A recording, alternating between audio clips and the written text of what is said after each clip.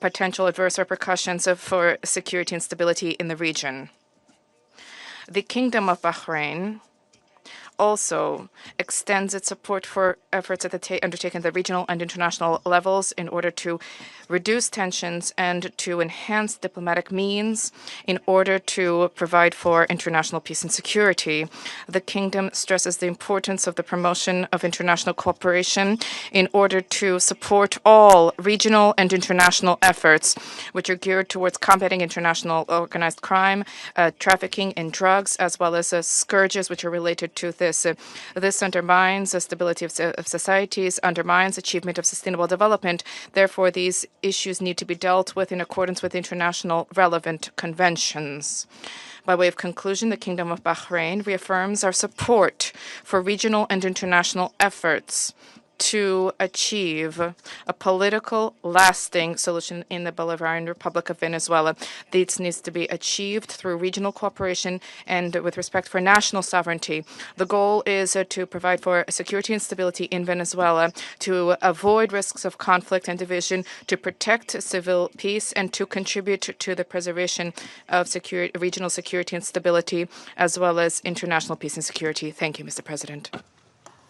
I thank the representative of Bahrain for the statement and now give the floor to the representative of Pakistan. Thank you, Mr. President. Allow me to begin by congratulating Somalia on its assumption of the presidency for this month and assuring you of my delegation's full support and cooperation. We welcome the new members joining the Council. I thank Undersecretary General Rosemary DiCarlo for reading out the remarks of the Secretary General and the valuable briefing. We also take note of the views shared by Mr. Jeffrey Sachs and Ms. Mercedes de Freitas. I welcome the participation of the permanent representative of Venezuela alongside the representatives of other countries from the region and beyond in the meeting. Mr. President, Pakistan views the recent developments in Venezuela with profound concern. In a world already beset by multiple crises, escalating tensions and instability in the Caribbean do not augur well for regional and international peace and security. The UN Charter enjoins us to refrain from the threat or use of force against the territorial integrity or political independence of any state.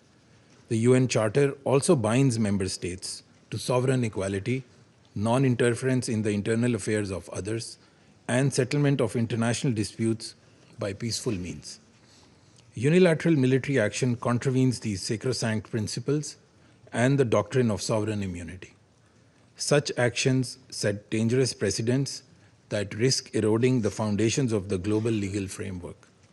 They also fuel instability, which, as history has shown time and again, can lead to unpredictable and uncontrollable outcomes for years to come. Mr. President, at this critical juncture, the path forward must be one of dialogue and diplomacy. Durable solutions to political differences can only be found through peaceful means, with full respect for the will of the Venezuelan people, free from any external interference. We hope that Latin American and the Caribbean region, as a zone of peace, will remain free from conflict and confrontation and continue its march towards enhanced regional cooperation and improved prosperity for the people. We urge all parties to exercise maximum restraint, de-escalate tensions, pursue peaceful coexistence, refrain from any actions that could exacerbate the volatile situation, and engage in dialogue, including by utilizing the sincere offers of mediation. The good offices of the Secretary General also always remain available for that purpose.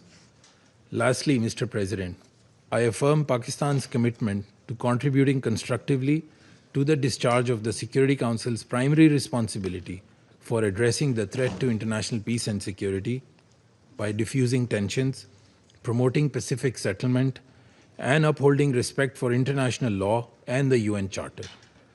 Peace and stability of Venezuela and the welfare and prosperity of its people, with full ownership, must be the overriding objective of all efforts. I thank you.